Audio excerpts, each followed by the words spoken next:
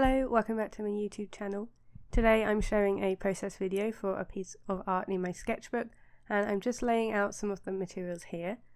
I'm using pan pastels, which is a new medium that I got recently and I'm excited to experiment with this year and try out lots of different textures, as well as coloured pencils, near-colour pastels, and these new Stabilo woody pencils which I got for Christmas. So the piece that I'm going to be creating today is actually inspired by another piece I shared earlier this week on Instagram. I did do a little sketch first just to work out the layout, but this is the piece that it's inspired by. So I had a comment from Kathy on Instagram who wanted to see me recreate something like this with this colour palette and all the textures, and I really love the red and blue. I think it's a really nice piece. It feels very wintry and seasonal, and I really enjoyed creating it. So the art that I'm doing today isn't exactly like that. The houses are a lot smaller, but it does have the same themes. It's set all around snow and it has the dark sky. So as you saw, I did have my sketch first to base this one off of.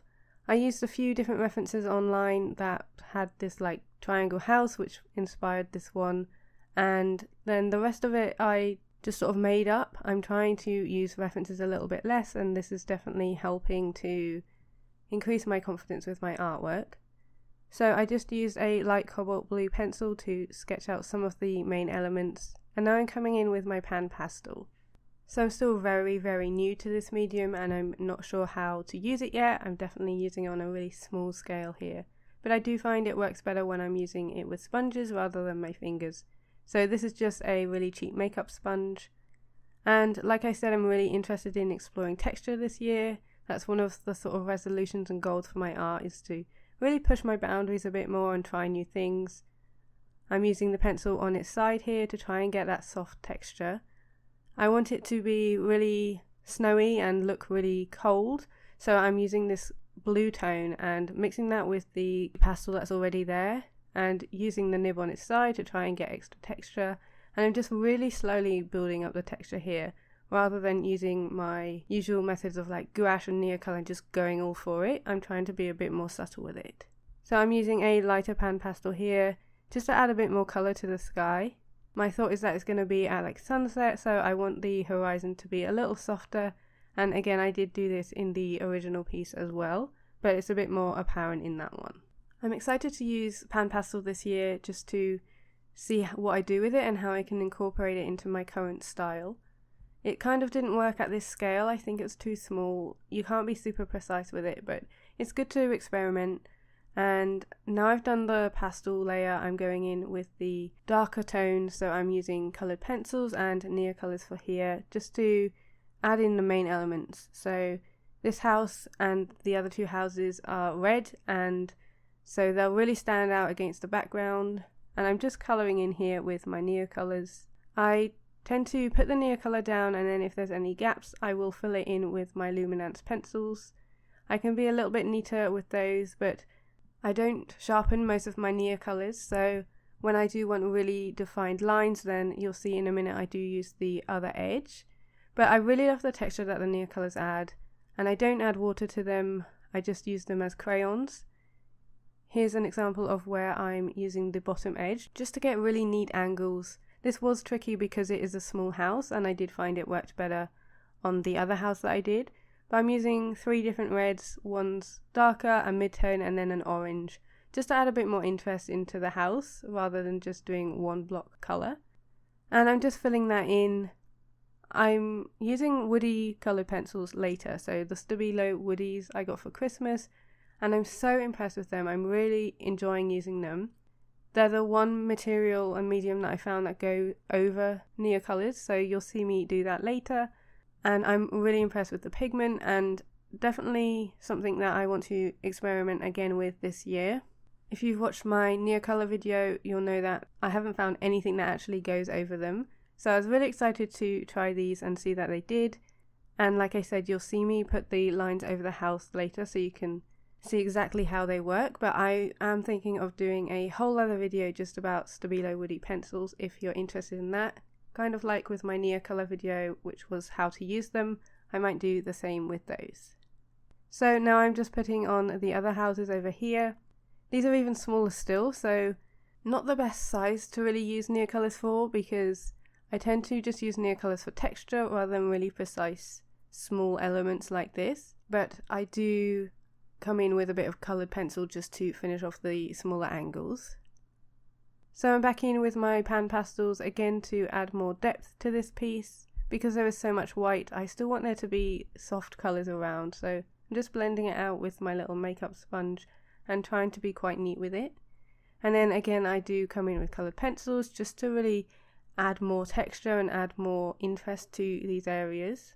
I'm also using my favourite white pencil, which is the Derwent Drawing Chinese White. The Royal Talon sketchbook that I'm working in does have really cream coloured pages, so you can see the white of the pencil, and this Neocolor does show up nicely on the page, but I think if it was a pure white sketchbook you wouldn't see it very well. So I'm just adding some more detail to the house. This was kind of on like a concrete base, so that's why I'm adding that grey there underneath the red. And then adding some interest to the foreground, so I'm using my light cobalt blue luminance and then a blue Neocolor just to add in these posts. It didn't really need it here, and I don't think I did the post particularly well, but it does add some scale and again another interest in the foreground. I'm being quite loose with this, much looser than I was with the houses, so the lines aren't straight and the angles and everything isn't perfect, but I did want this to be quite loose and free, so I think this definitely helps it to not look like a really perfect illustration. And then I'm going in with some other Derwent Drawing pencils to add in a tree.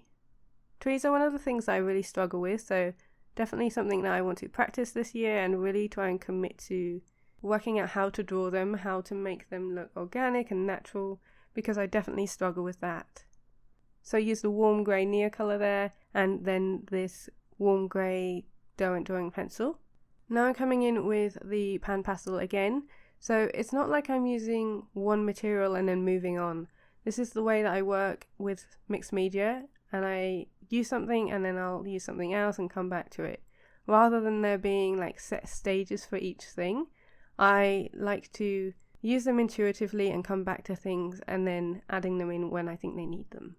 So you can see here I'm being a little bit hesitant with the colour because I was really liking how it looked, but obviously I really wanted it to have that dark sky. So you can see I'm starting to use Neocolor to build up that colour and really making the choice that this is what I want to do, and it's going to completely change the feeling of this piece. And I find that really interesting and definitely something that interests me and I want to play with, of like using darker skies, which isn't something that I do often but have been really enjoying adding texture to, and how much that changes the feeling of this piece. So here I'm blending the Neocolors together with the light blue and this ultramarine, and blending that around the moon shape that I've put in. I really love that effect. I know that you can obviously wet the Neocolors. The Neocolor 2s are water soluble, but for me I really love the texture it gives when you're just blending them together, and they're so soft that they do merge together really nicely. I'm colouring in around the tree branches. This was a little bit fiddly and I wasn't really sure how it would turn out, but I don't think it turned out badly. And then I'm just using a whole heap of blue materials, so I've got Derwent Drawing pencils, loads of different Neocolors, my luminance, and the blue Stabilo Woody as well. So I'm just kind of filling in the page with lots of different blue scribbles. So here are the Woody pencils. These are 3-in-1 because they can work on glass, and they're not really art materials. They're supposed to be for children, I think, which is why they're so chunky. But like I said, they work really well over Neocolor, and you can't get a really precise line because they are so chunky, but it's definitely a really nice way to fill the page quickly. And I'm just moving back to the pencils to get the smaller areas. I really enjoy filling a sky like this using different shades of the same colour. So I don't want it to be filled with just one shade of blue. I really love it when you can see the different colours of blue, the darker tones, the mid-tones, and I like to keep the texture from all the scribbles. I don't want to fill in every single piece of the page, like every bit of white, otherwise I would just use paint. I'm really interested in texture at the moment, so I really love seeing the pencil scribbles, and I think it's just highlighted more when you're using different shades of blue. So I'm adding in the smoke from the house now, and I really love the organic shape of that and how it goes over the page. And here you can see how much pigment and how much you can fill the page quickly with the woody pencils. So I'm just filling in the rest of the sky. You can really see where I've used the different tones. And it's just a really meditative process, this, because you're basically just colouring in and around the shapes that I've left of the clouds and the smoke. But I did want this to be set at sunset, so I didn't want it all to be completely blue. I've started adding in some pink and peach tones and then fading upwards to the light blue, and then it goes into the darker blue. So I did struggle with this at the bottom because I think I should have left less of the cloud.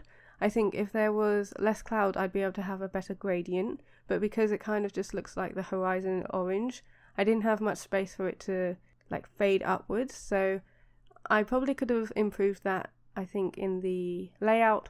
But I do like the warmth that it adds, and I think it feels a little bit more cozy than if I just done a pure blue sky. So now I'm on to the details layer, which is my favourite part, and I'm just using my sharpened luminance to add in the details on the windows. Like with the one that this is inspired by, I'm keeping one window with some light in, so I'm using yellow and orange tones here. I do try to use the near colours, but it's a little bit too big. And then I use the woody over the red just to try and show a bit of a glow. But here's where you can really see how well it glides over the near colours. So I'm using the blue here. Again, it would be better if the house was bigger because I'd be able to be a bit more carefree with the lines, whereas here I'm trying to be really precise. You can see it works really well. It's very pigmented over some of the colours. So I'm using the blue and the brown here, and then black on the roof, but it doesn't have any issues going over the near colours and just glides on really smoothly. It basically feels like a really chunky near colour, but I think it's slightly softer and definitely more pigmented.